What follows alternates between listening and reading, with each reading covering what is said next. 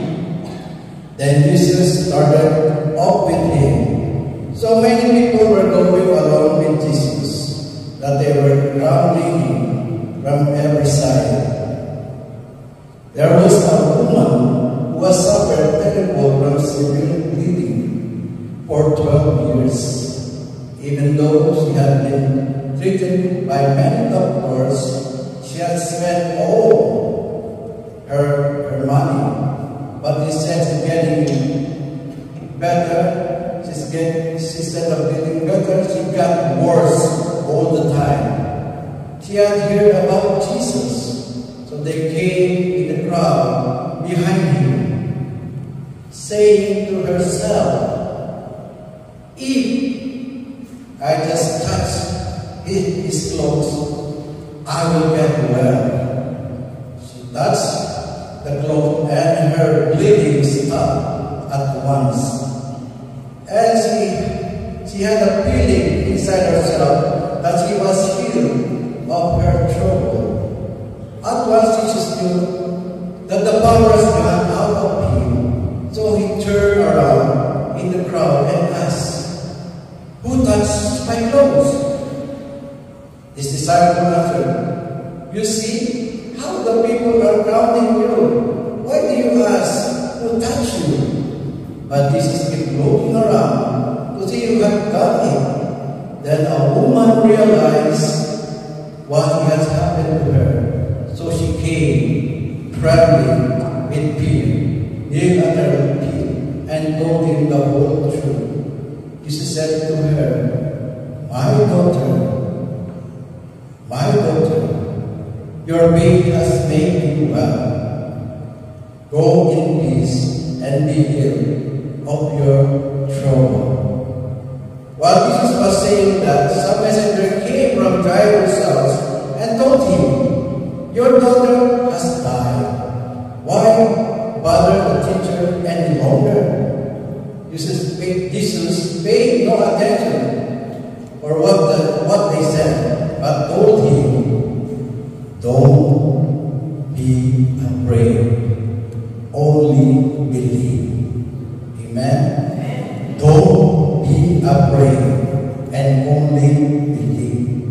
Then he did not let anyone else to go on with him except Peter and James and his brother John. They arrived at Jairus' house where Jesus saw a confusion and heard still a loud crying and wailing. He went in and said to them, "Why are you in confusion? Why are you crying? The child is not dead. She is only sleeping." Then they started making fun of him. So he put them all out.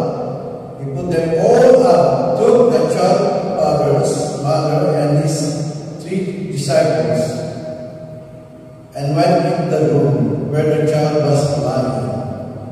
He took her by the hand and said to her, "Talitha kum," which means, "Little girl, I tell you to get up." She got up at once and started walking around. When this happened, they were completely amazed. But Jesus gave them strict order not to tell anyone and said, "Give her something to eat." Sisters and brothers in Christ, the gospel of the Lord. To God be the glory.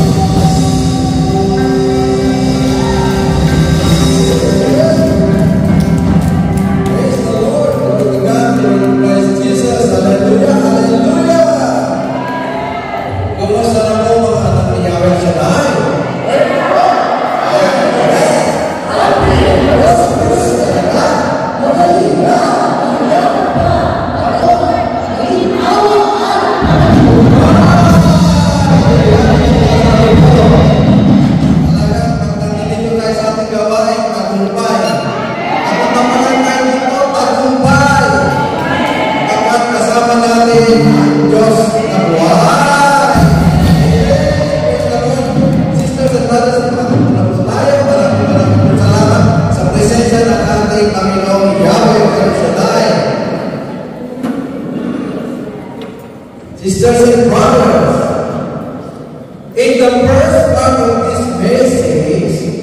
he saw that Jesus was on his way. The home of Jairus, the leader of the synagogue, to heal his little girl. She was sick unto death. Amen. On the way there was a woman with an issue of blood that he was healed by Jesus. Jairus must have been anxious to get going, not to be sidetracked again. There wasn't a moment to lose because my daughter is dying. Amen? There is no moment to lose. Sabi ko dito, that the situation will turn hopeless. There are big times when even a life has created what is something in a hopeless situation. There is no such thing as a hopeless, sisters and brothers. There is no hopeless situation when Jesus comes on the scene. Amen? Tanda po natin, may pag-asa habang tayo nananalig sa ating Diyos na buhay. Amen? Napakasarap pakinggan na hindi tayo dapat mawalan ng pag-asa. There's a pain in our Lord God Jesus. Because I do believe, sisters and brothers in Christ, in the name of Jesus. Naniniwala ko ba tayo? Walang imposible sa ating Diyos. Walang imposible sa ating Diyos.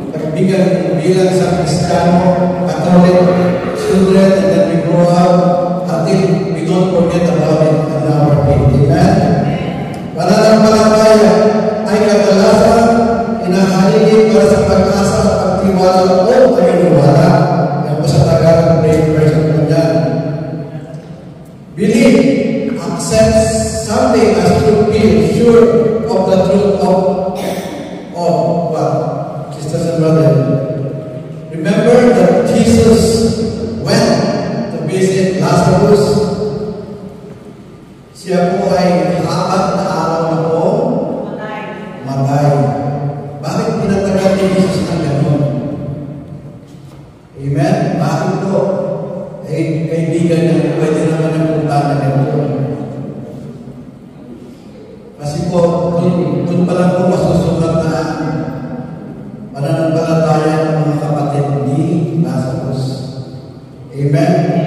nga sa kanya ng kanyang mga disciple master, is already dead for 4 days. 4 na hapon po siya nasa loob. Sabi rin ng mga kapatid ni Lazarus. So, ang kanilang pananampalataya at paniniwala medyo naging 60% na lang po. Pero ang Diyos, pagkasama natin, kahit saan tayo pumunta, 100%, there is power in the name of Jesus. Amen? There is power in the name of Jesus. Kaya po, pinatanggal niya ako at tinawag niya si Lazarus, Lazarus, come out. Lazarus, come out. Amen? Sino lumabas? Si Lazarus. Sino tinawag niya? Kaya ba sabi po din sa ating sisters, remember, there is no such thing as hopeless situation for the one God said. Sabi po sa Matthew 28, verse 18, all power is given unto me in heaven and earth. See? Dala-dala po ni Jesus Christ ang lahat ng kapangyarihan nanggaling sa universe hanggang sa kalupaan. He has the command. He has the control. He has the control in our life. He has the control in our breathing. He has the control in our food. Sisters and brothers in Christ. Amen? Okay. So all power is given unto me in heaven and earth. Jesus is the power even over sickness and death. Amen? He is the same yesterday, today, and forever. You believe that? Hindi nagbabago ang Diyos. Maaaring tayo magbago. Magpapelo tayo para may kumanta pa tayo. Magpatama sa Diyos. Pero ang Diyos hindi nagbabago. Kung ano natin siya nakita sa larawan sa ating mga simbahan, ganoon pa rin ang Diyos. So, ibig sabihin, hindi tumatanda ang Diyos. Amen? Faith, sisters and brothers, now, negotiable faith is actually non-negotiable arsenal. We cannot talk about Christianity. See, without talking faith, the Bible is very clear, sisters and brothers. In the Old and the New Testament, that the Bible is saying that the just will live by faith. The just will live by faith. The Bible also declares by true faith. By true faith, you are saved. Amen? And also without faith, it is impossible to please God. It's very important po ating pananampalataya, ating paniniwala sa ating Panginoon ng buhay. Amen? Faith is important arsenal that the Christian should do. Sister and brother, we have all faith. Amen? Also, we have different level of faith. Totoo po yan, di ba? Iba-ibang level natin, ating mga paniniwala, pananampalataya. Kaya iba po, nandito na, pumunta pa doon, baka may mga silang malakang doon, iba ka doon. Pero pagkasama ko si Kristo, ang Diyos ng buhay, nasa level din ang akin tayo. Nasa sa atin, nasa puso natin, mananahan ng Diyos. Hindi mo sa pag-iisip natin, nasa puso natin. Ang pag-iisip na pumunta lang sa ating dadalan ng ito. Pero pag ang Panginoon ay pinadala natin sa ating puso, nandito sa ating puso ang kanyang kaharian. Di mo ba? Pag puno-puno tayo ng pagmamahal, building, kakayanin po ba natin magmarites sa ating sisters and brothers? Magmamarites tayo para sa mga mabuting balita. Diba? Pero kung wala po tayo magpapalang marites, palagay ko, dahil naniniwala ka na ang Panginoon ay nasa puso mo, ay sigaw na yan. Hindi mabuti. Di ba? See? Pain is important after that Christian should do. This is what we have pain. All pain, we have different level of pain. Amen? Example, ng different level of pain. Pag sumakay po tayo ng manguling sasakyan, di po ba, hindi po tayo nagmamaneho na. Hindi po natin alam kung makakarating tayo sa ating pagmuna, lalo ba yung mga bumigay po kayo sa atin, sa Pilipinas, sasakay na yung plano. Hindi mo makilala kasi pinagpapalima na piloto, pero may pananampalataya ka at makakarating ka sa Pilipinas. Hindi po ba? Kasi hindi mo nalang hindi mo alam kung yung piloto na yan is professional, first time na lang pinalipan yung plano, but yes, makakarating ka sa Pilipinas. Amen? Isa pa po yung pagpasok po natin dito, maraming po salamat po sa mga dumarating ng mga nito, naglalagay ng silya, magdating natin kung na lang tayo. Di po ba? Yung silya na yan, meron tayo. Pananampalataya na pagpupo tayo dyan, wala kung nakita na pagdating yung silya, kung matibay yung silya, pagdating yung upo ka, ano may papalataya tayo kahit tayo nagahin ng silya. Di po ba? Talagang, nanampalataya ka, ayong silya to, hindi ako yung babaksan dito. Di po ba? Yan ang mga level of faith na ating po kanya-kanyang level. Amen? Kaya po, ang sabi ko dito, when you become, sisters and brothers, I will read the scriptures, especially the Old and the New Testament, that the teaching of Jesus to his disciples is about faith. When you become a follower of Jesus in His vineyard, we suffer all kinds of challenges. Amen? Dahil magpunta po tayo dito, pare-pareho naman po tayo attended. Siyempre, we'll grow, malaki po tayo. Meron iso sa choir, meron iso sa dancing, meron kailang. Ang gawa talaga, may always a leader. Parang pumalis yan eh. Ang walis, wala po yung crown, hindi magagamit. Mayroon po pagwalis ng isang piraso, pero pagka ginamitan niya ng crown, parang yung belt, ang walis tingting, magagamit po ng maayos yan, makakawalis yan. Kaya gano'n ang ating gawain, kailangan talaga meron nag-delete sa atin. At kung may nag-delete naman po sa atin, ay po siya. Alam po, meron din ako kasabay. Pero God is good. Lahat tayo tumadami sa pagsubok. But at kayo ng pagsubok, sisters and brothers, sinasabi ko sa inyo, pag naman kayo dyan, strengthen your faith. Kumalakas ang yung pananampalataya. Amen? So yung mga nawawala ko sa ating gawain, medyo siguro nag-recharge sila sa labas, para pagbalik nila, they're ready to come back and face our Yahweh's life. Amen? See? Strengthen our faith. In Matthew 17:20, if your faith the size of mustard seed, alam niyo po ba yung mustard seed? You will move mountain. Amen? Ganun lang sinasabi ni Kristo ang ating Diyos. Ang iyong pananampalataya ay kasindihan ng mustard seed. Ang size ng mustard seed, bakit ba yung ulo ng yung pin na parang karayang na may ulo. Ganun bakit lang po ang mustard seed. Kasi ganun lang iningi sa ating pananampalataya. See, can move mountains. What kind of mountains? Mountains of problem, mountains of sickness, whatever mountains you have. Basta meron kang pananampalataya kasi akin ang mustard seed, you will move mountains. Because yan kung natin na pananampalataya, sisters and brothers, na kasingin ng mustard seed, God has the power. Amen?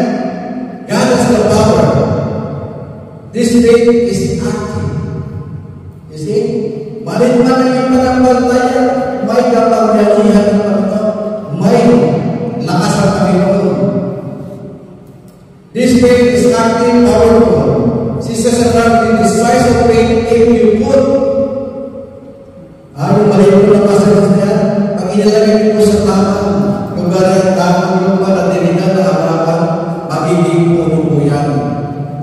ipuno ko yan, lalaki yan, at magbubunga. At pag nagbunga yan, ano po mangyayari? Sagana ang bunga. Amen?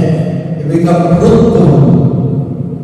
Kaya yung ating mga pananampalataya na maliit, pag dinala ko natin na dito sa gawain niya ng Shaddai, I do believe it will grow.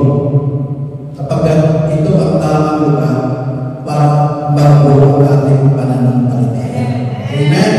Because, sabi ko, faith is hearing and hearing the word of God.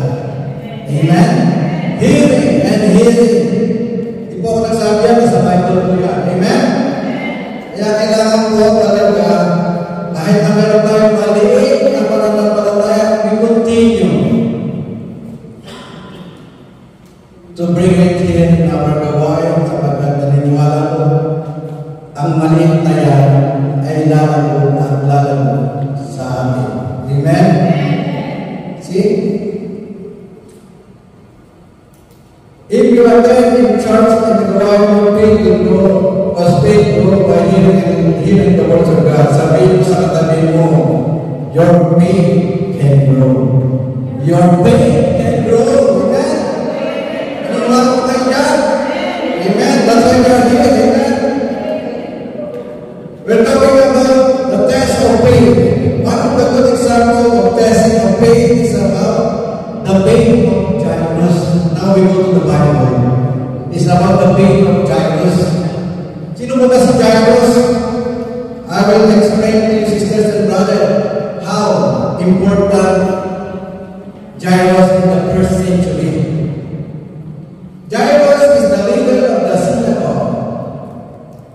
That may not mean much to you and me. Amen? Who is he? We don't care. But in the first century, when he is the leader in the synagogue, there's something. It's like parang governor, mayor. He has a power. You see, he's not ordinary people. He has a power. Si Jairus hindi po yan YouTube. He is a Roman. Mga general pa nga siya eh. Kasi nung time na yun, may problema ang mga Jews. He's controlling the synagogue, the church, so that there will be no problem with the Jew. So he has the control, he has a soldier. I can tell you my soldier, who is that? Jesus? Can you please bring him to me? Because anything, because my daughter is dying. Grab him and bring it here in front of me. I don't need to go there. I can grab him because he has the power also. A human power. But, as I said, he was the most important man in the community. The synagogue was the center of religious education, leadership, and social activity. The leader of the synagogue was the senior religious leader, the highest ranking, mataas. Highest ranking professor. Hindi basta-basta. Amen? You see? The mayor, the best known in the citizen. All in one. Parang kopi ko all in one, 3 in 1. Ganon katindi si Jairus. So, but Jairus has a big problem in his only, sabi po sa Bible, only, nag-iisa, only daughter is what? Dying. Naghihingalo. Ang kanyang anak. Siguro sabi pa ng asawa niya, Daling mo dito si Jesus Christ. Mamatay ka lang natin. Pag hindi mo dalag, o mapatayin mo. Kaya sabi si Jairus nagkakantala. Alam mo naman kami, pag kami nakuman ng mga kumander, kahit kami mga general, may kumander pa rin. Kaya, salamat sa mga kumander. Nagagawa na kayo, wala rin kami dito sa Canada. Sa totoo lang. Because of the commander, meron dito sa Canada. Nagpaparami, binigyan na, who grows in delight. Amen? See? Suppose my problema, his daughter is dying in Jairus, and the vision of the Lord said, arrive. And when he saw Jesus, nakita na si Jesus. Nagkakulong ka o sino? Jesus, ay nako. Nang dumadating si Jairus, lahat ng tao sa gitna, nakahawaw. Naku po si Jairus, dumarating, tabi kayo, nakapakawa. Maispada kayo na. So at that moment, what he do? You went in front of Jesus. Sabi ko, nagpatila pa. Para ba yung hindi lang siya lumuhod, talaga sumansad siya sa lupa at nagmakaawa kay Jesus. Alam niyo, sisters and brother, bago ko nakarating sa Manila, nagpatila pa din ako sa simbahan, kalapagkat dito, sa totoo lang. Lahat tayo dumadanas dyan. Siyempre, nandito ang bago sa buhay. Kailangan din, nandito ka. Pero, naniniwala ko, kaya naman nakarating dito, dahil magtinampan ako sa loob ng mga simbahan at nanalangin ako na, in one day, in 1 month, in 1 year, I will be with my wife. Together with my daughter. Okay? Alam ko lahat tayo, nagpapilapa sa Panginoon, hindi lang ako, hindi lang. Kayo lahat ng tao sa mga naniniwala na may Diyos na buhay, nagpapilapa. Amen? Ay mga siguro kung may mga sakit, may problema sa asawa, may problema sa pamilya, may problema sa business, may problema sa kabuhayan, lahat ng problema, magpapatirapan kayo sa ating Panginoon. Dahil naniniwala ko siya lamang ang magbibigay ng kasagutan. I do believe na mayroon pong pag-asa habang na tayo naniniwala sa ating Diyos na buhay. I'm very much sorry, sisters and brother. Doon po sa kumpanya namin pinagtatrabuhan, I have the bad news. Ayun daw po isang lawyer, yung kanyang kapatid na makamatay. Depressed. You see? It can be happening to us. Yan ang yung mangyayari sa atin na dahil meron tayong Diyos na buhay na ating makakausap. Di po ba kaya na sinasabi kayo, balintanan pa na ng bantay, pag dinala mo dito, nakikinig ka nakikinig, nagsalita ng Diyos, it will grow. Yan ang magdidinig dyan, yan ang magpe-fertilize ng salita ng Diyos. Will open wide the door for your faith in my faith. Amen? Napakagusto ng Diyos, hallelujah, praise the Lord. Purihin ng Diyos. Amen? We are understanding here, sisters and brothers. Are we understanding how good is our God? See? So, si Jairus talaga ay nangangailangan ng tulong. So, ano po nangyari? Nakita ni Jairus si Jesus, sumunod naman po si Jesus sa kanya. Dahil sa pinakita ni Jairus, isang opisyal, pero pinaniwala na yun. Yeah? Kaya tayo, mayaman ka, edukado ka, tapos ka, may diploma ka, doktor ka, lawyer ka, lahat yan, baliwala. Pag kailangan mo talaga ang tulong ng Panginoon, hindi mo magagawa siya. The last resource natin ay ang ating Diyos na buhay. Kung tayo ay naniniwala at nananampalataya sa ating Diyos. Kasi sabi na ito sa bleeding woman, ano sabi na, di ba pinagaling kita? Pero through your faith, gumaling ka. Hindi naman sinabi lang ni Jesus, sa miracle ko gumaling ka, pero sinabi na dahil sa iyong pananampalataya. Sa iyong pananampalataya, gumaling ka. Amen? Nagkaroon po ang kailangan, parang ang ulan kapit gatas. Kapit creamer, kailangan ng kape, talagyan mo creamer. Huwag na kasukal kasi matasay ko diabetes ko creamer na lang, tumbay niya. Parang ganyan, parang ng palataya, naniniwala sa Diyos, magkakaroon ng power, miracle. Amen? Lahat po ng mga pinagaling ni Jesus through their faith, they will heal. Wala siyang sinabi na, dahil sa aking milagro, gumaling ka. Kailangan, ano yan eh, parang negative positive, para maganda ang attraction niya, para gagaling ka. Diba? Kailangan na ang pananampalataya mo, nagagaling ka, through the help and the miracle of Jesus Christ is there. Not only waiting, dahil ko mag-miracle si Diyos, magagaling ko. Tapos wala ka naman pananampalataya, ay naka. Di mo ba? Kaya kung pinasa mo lahat ng Biblia, malalaman natin ang lahat ng kahalagaan ng ating pananampalataya. Amen? Even though he was sitting by the door, he spent all her money, but he said getting better. He got worse. Ito po istorya lang naman po ng Lady Woman. Di si Jairus, papunta na doon sa anak niya. Aba, sumingit si Pilipina, nagkahapon. Kasi yung time na yan, pag may bleeding ka, pag may menstruation ka, you're not allowed to mingle everybody, even your husband, at that time. Because you're unclean. So ayaw niya sabihin, Jesus, huwag ka kasi meron ka ito. Bawal mo. So ang ginawa niya, hinahaman na yung miracle. Kita mo yung pananampalataya. Nagsahapon siya, bumaga ko siya para ako. Sabi niya, if I touch only her clothes, I believe.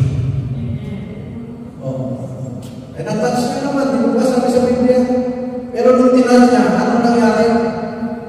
Gumaling siya, nanginig siya, dahil naramdaman niya yung kagalingan. Pero, naramdaman niya yung kagalingan, naramdaman din ni Jesus, may lumabas.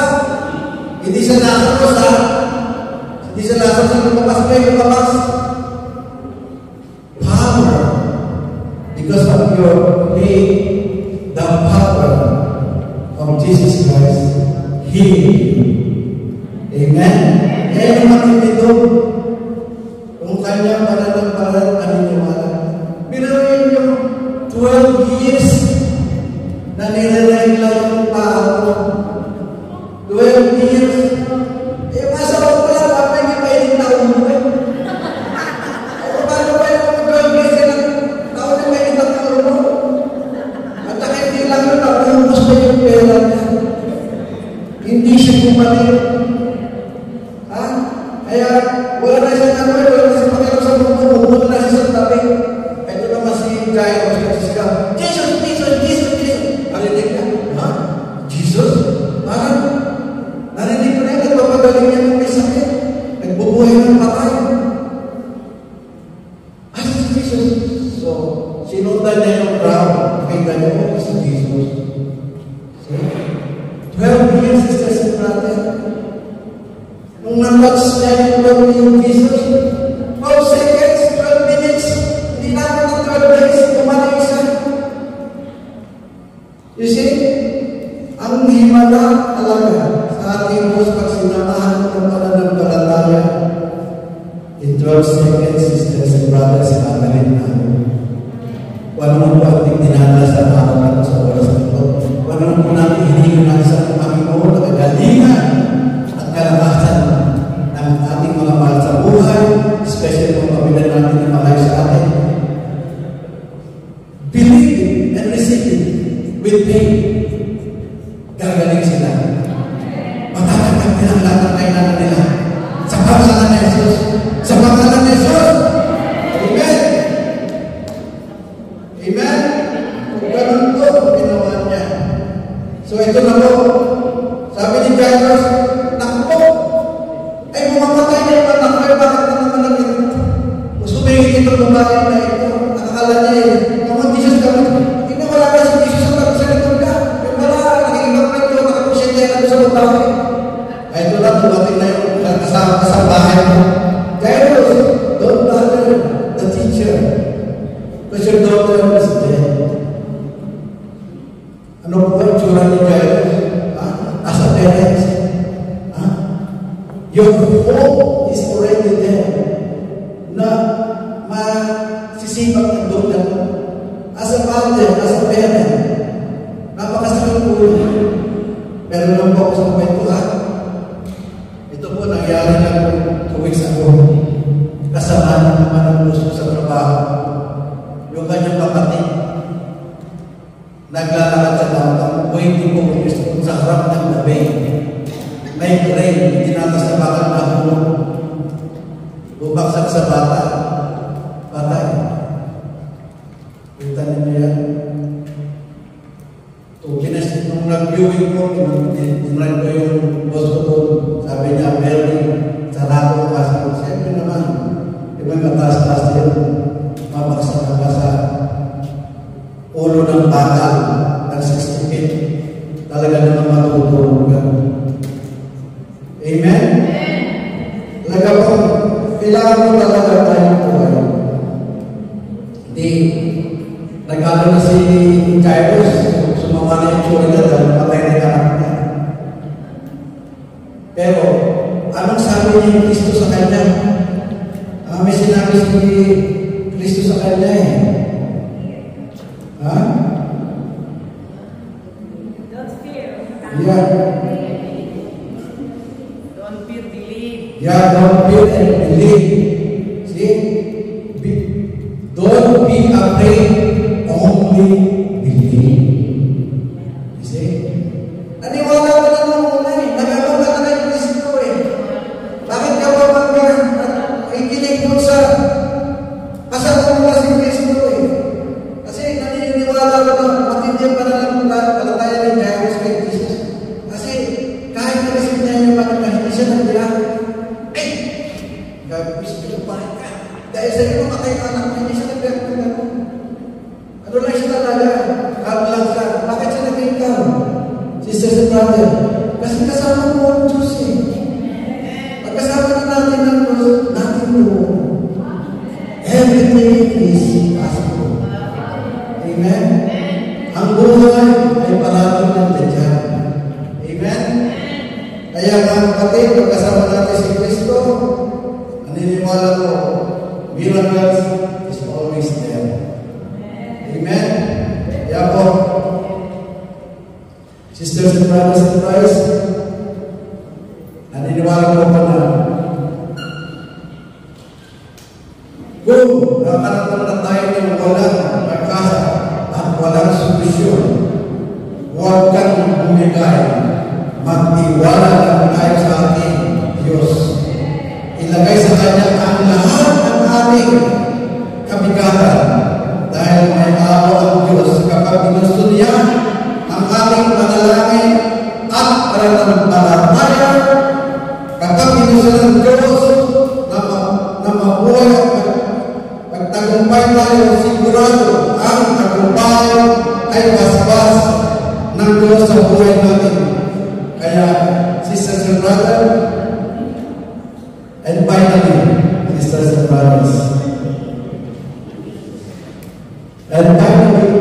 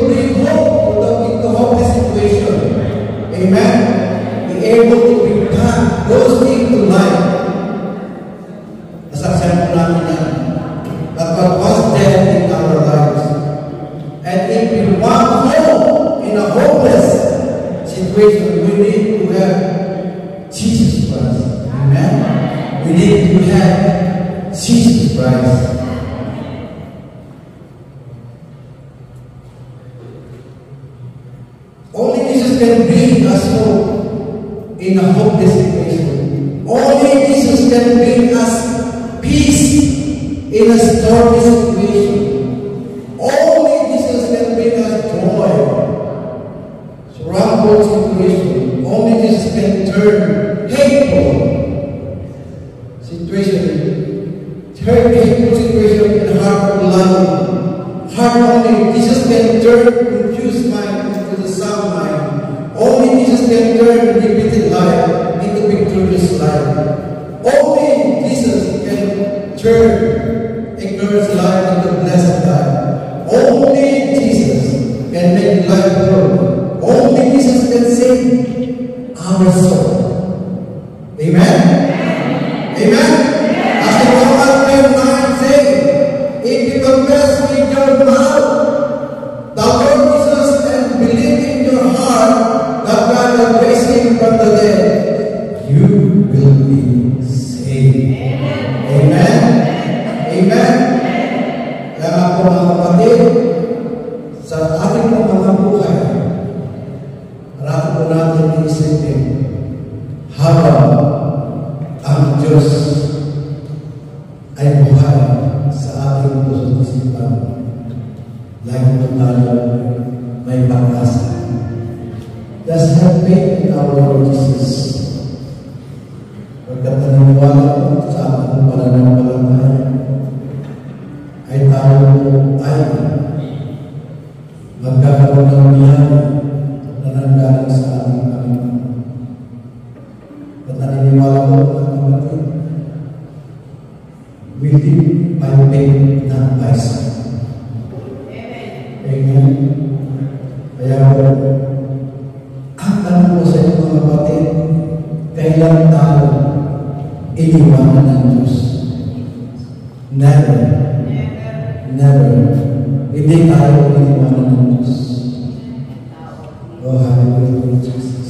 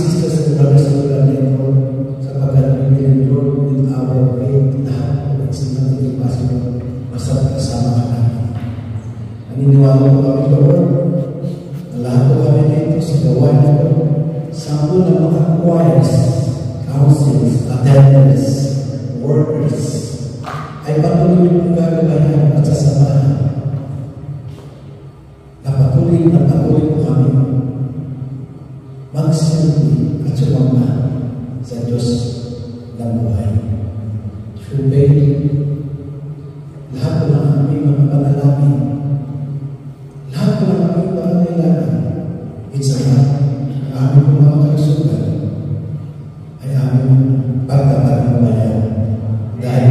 nananampalataya kami at naniniwala sa iyong kapangyarihan. Lord, tinataas ko sa Lord ang mga tao na ito na magkakaroon ko sila ng bigyan mo sila at samahan mo sila at hawakan mo po ang mga kamay ng mga tao gagamitin mo sa kanilang ministry. Magkaroon ko na successful sa kanila. Lalo ko si Sister Nenet Mendoza, pag-becoming to the Lord. Naniniwala ko kami, we claim in our being. Naniniwala ko kami, Lord, na 100% successful po ang kanyang century. And for the successful bring 2 more century, of course, not to elders. At going to the Lord, tinakas ko rin po sa inyo ang healing of Elsa Velasco and Teresa de los Santos, Teresita de los Santos. Naniniwala ko kami na hindi ba isa yung mga kamay sa ating mga sa iyong mga anak na ito na patuloy ko sa kagawin at sa samahan. Ganun din kami nato sa mga oras na ito, patay ka namin, tinatas mo namin sa pangalan ni Jesus. Please have your prayer request, whatever you want to leave up to the Lord Jesus. Just have faith, sisters and brother. Naniniwala ko walang gusto din sa ating Diyos. Hindi mo ba nagsusulat, nakalimutan mo ang isulat natin nasa iyong isipan, nasa iyong puso at isipan. Receive it in the name of Jesus. We are all answering prayer. Lord, pagpalain mo lahat ng mga envelope namin kung hawak-hawak. Ito po yung maging instrumento sa iyong gawain na ito upang ang iyong banal na salita ay lalo may higag sa lahat ng mga brothers and sisters namin na nangailangan ng iyong mabuting balita. Maraming salamat, Lord. Patuloy mo gabayan ang aming mga choir, ang instrumentalist, ang instrumento, at ang aming mga isang wawang brother na si Brother Francis and his family. And all this we ask in the mighty name of Jesus. We that are so honored to Christ our Lord. Amen. In the name of the Father, the Son, and the Holy Spirit. Amen. Give thanks to the great Lord.